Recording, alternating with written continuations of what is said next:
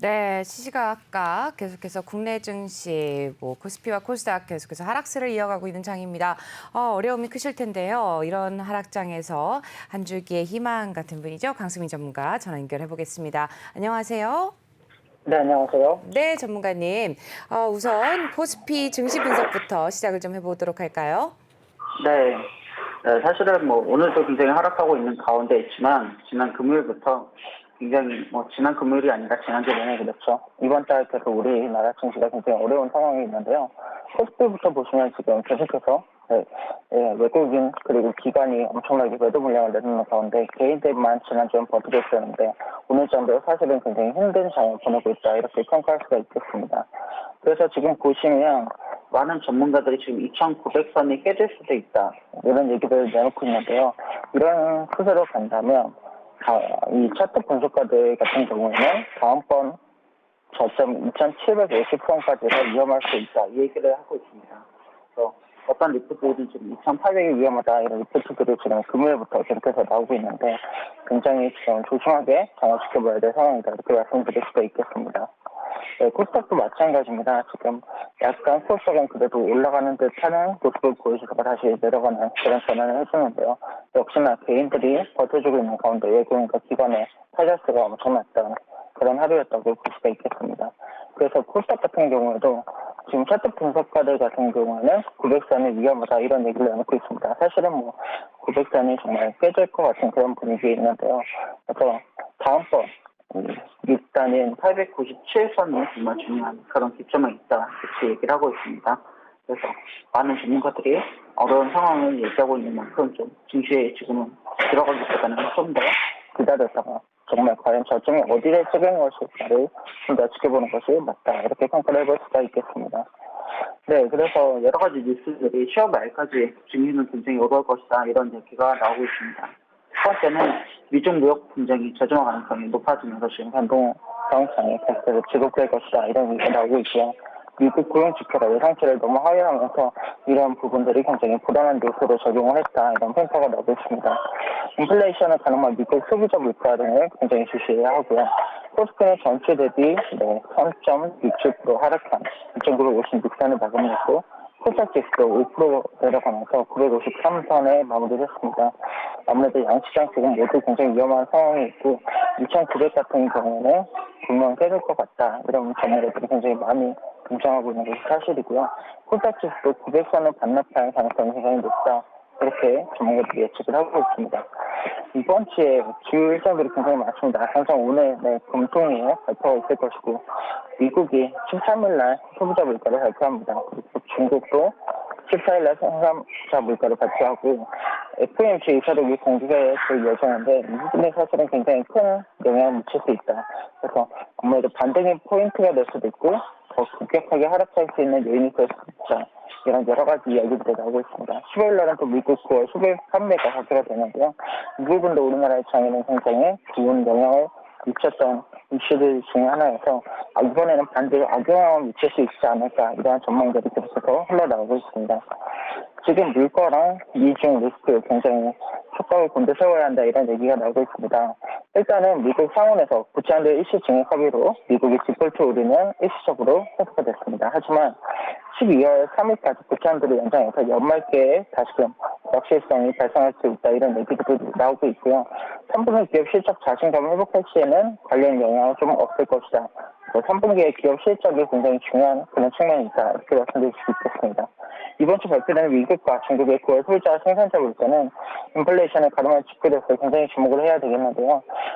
KTB 투자증권에서는 9월 미국 소비자 물가 상승률이 전월 대비 0.3%, 전년 대비는 5.3% 전월과 유사하고 핵심 소비자 물가도 정체 흐름을 예상하면서 아무래도 우리나라 증시에 악영향을 미칠 것이다 이런 전망 보고서를 내놨습니다.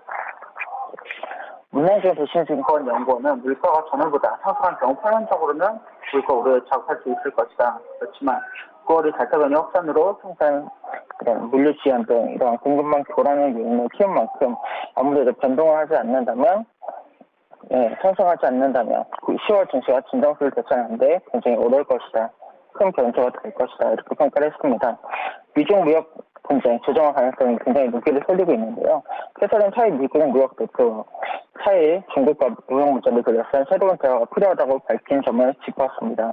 중국이 트럼프 행정부가 체결한 1단계 무역 합의 준수를 압박하고 기존 압박을 위해 신규 수단의 개발 그리고 그중의 무역 정책에 대한 전략을 새롭게 공개를 했는데 이러한 부분들이 사실은 중국과의 관계가 좀 악화될 것이다. 이런 전망을 많이 낳게 되는 결과를 초래했습니다. 네, 코스피 2,900 깨질 땐 2,700까지 각오를 해야 된다. 이런 얘기가 나오고 있습니다. 급락하던 코스피 지수가 2% 정도 반응을 하면서 2,900선에 간신시켜낸 모습이었는데요. 하지만 하락 추세가 끝나고 상승세로 돌아섰다고 보기에는 굉장히 이르다. 이런 지적들이 나오고 있습니다. 그래서 차트 전문가들은 저 같은 경우에도 마찬가지지만 2,900선을 깰 경우에는 2,700까지도 하락할 수 있다는 전망이 나왔고요. 이런 구간에 들어가게 된다면 이제 그때서야 저점 매수에 들어갈 수 있다.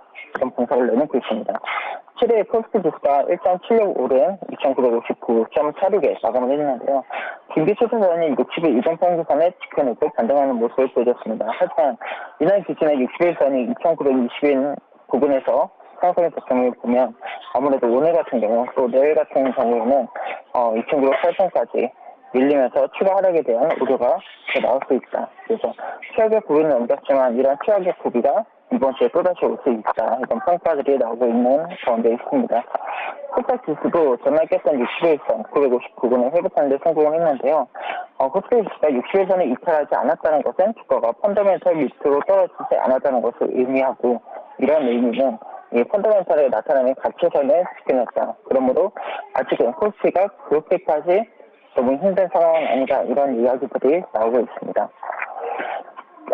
전문가들이 예상하는 기준금리 전망이 사실 굉장히 중요한데요. 지금, 제가 빨간표로 표시한 부분이 대부분 전문가가 동의하고 있는 이야기입니다. 그래서 11월에는 인상이 되고, 내년 하반기에 추가 인상이 될 것이다. 그래서 1%에서 1.25% 적정 금리 수준을 올라가게 될 것이다. 이런 얘기가 나오고 있고요. 사실은 좀 극단적으로 보는 전문가들은 2%까지 보고 있기 때문에 이런 부분들이 전반적인 전문가들이 예상이 맞는다고 굉장히 좋겠지만 2%까지 혹은 1.75%까지 올랐을 때는 굉장히 어려운 시장이 될 수도 있다. 이런 전망이 나오고 있습니다. 네, 오늘장 관심주를 좀 지켜보겠습니다. 첫 번째는 증시 폭락에도 은지원이 선방했다. 그리고 두 번째는 주식시장 펀드에 주목하라. 세 번째는 낙폭이 크지 않았던 방어주에 주목할 것. 그리고 네 번째, 다섯 번째, 여섯 번째는 전일장에 굉장히 특징을 보였던 HK이노엔, LNF, 쇼박스에 대해서 이야기를 해드리겠습니다. 여러 가지 지금 저희가 천연가스 관련주도 추천해드린 바가 있고 에너지 관련주도 계속해서 추천을 해드리고 있는데요.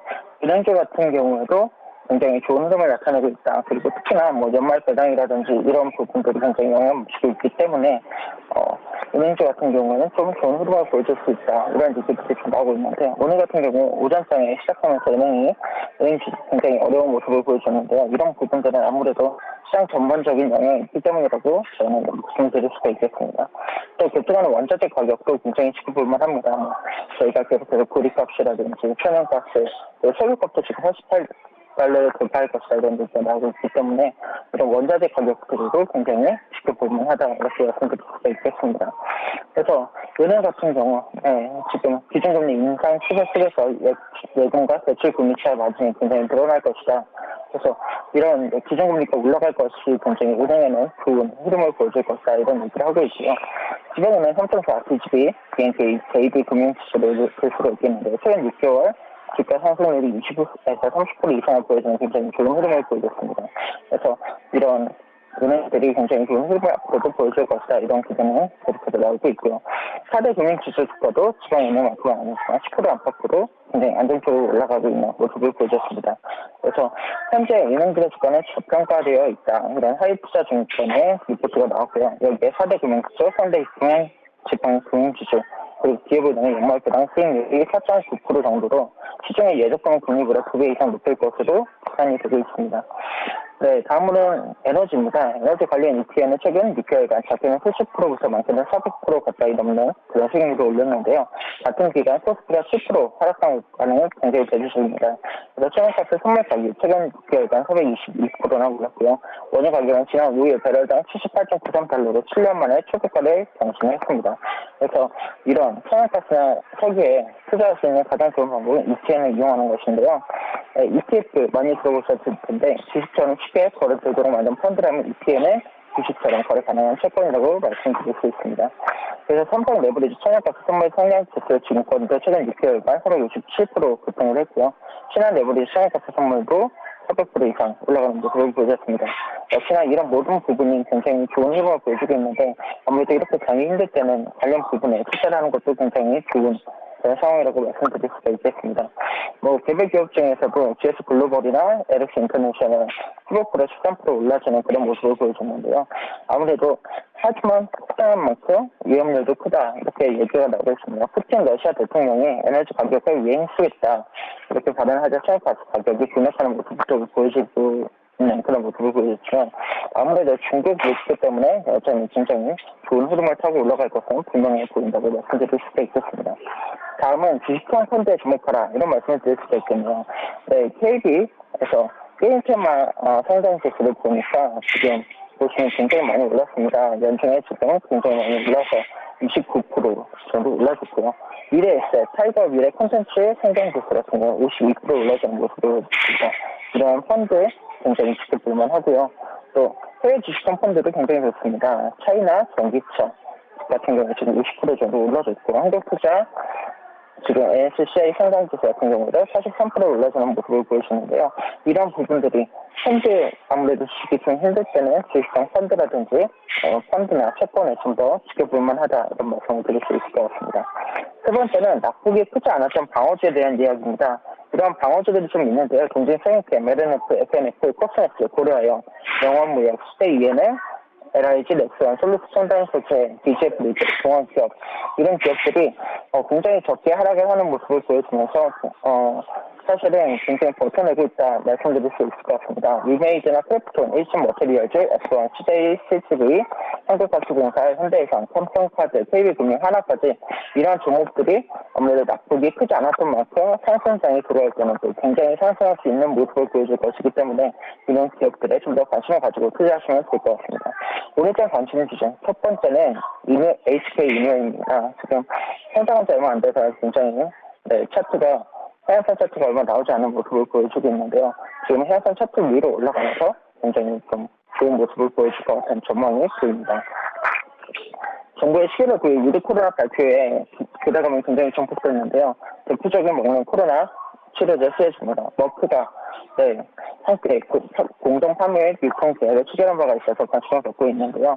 HK 이노 여러 가지 지금 머크의 시장 이슈 때문에 굉장히 좋은 흐름을 보여주고 있다고 말씀드릴 수 있습니다. 그 다음 LMF입니다. 시장이 하락하는 가운데에도 먼저 하락을 좀 했지만 굉장히 다시금 회복하는 모습을 보여주고 있는데요.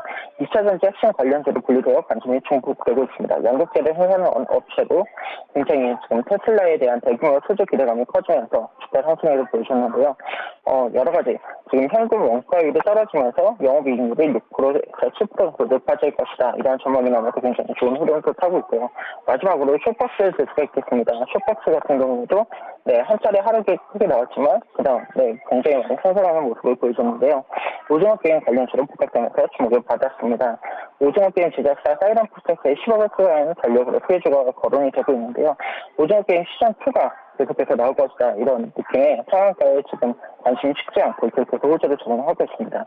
그래서 오징어 게임이 공개된 지난달 17일 이후 계속해서 지금 주가 상승세를 타고 있는데 사이런푸스를 비롯해서 쇼박스, 콤폰스 코리아, CJ이는 등 관련주들이 계속 오르고 있으니까 관련주도 관심을 가지면 계속 좋을 것 같습니다. 오늘장 투자 전략입니다. 하락장은 끝나지 않았습니다. 이슈가 없다면 계속해서 굉장히 주의해야 될 정세고요. 국외 정세를 볼 때 아직 넘어야 할 이벤트가 많이 남아 있습니다. 중국과 개박제가 우리나라뿐 아니라 전 세계적으로 지속적인 영향을 주고 있고요. 미국과 중국의 겹겹을 쌓인 악재들을 헤쳐나가는 것이 과제라고 볼 수 있겠습니다. 그 와중에도 상승하는 이슈가 있는 종목들이 있기 때문에 이렇게 더 집중을 하고 보셔야 될 것 같고요. 주식뿐만 아니라 주식형 상품, 앞서 소개해드린 펀드나 ETF, ETN 등에 관심을 가져야 할 때입니다. 지금은 주식을 매수할 때가 아니라 현금화 확보함을 지켜보아야 할 때고요. 하락이 마무리되고 난 후에 저가 매수를 노리시는 것이 가장 좋은 현명한 전략이 되겠습니다. 오늘 소개는 여기까지 마무리하도록 하겠습니다.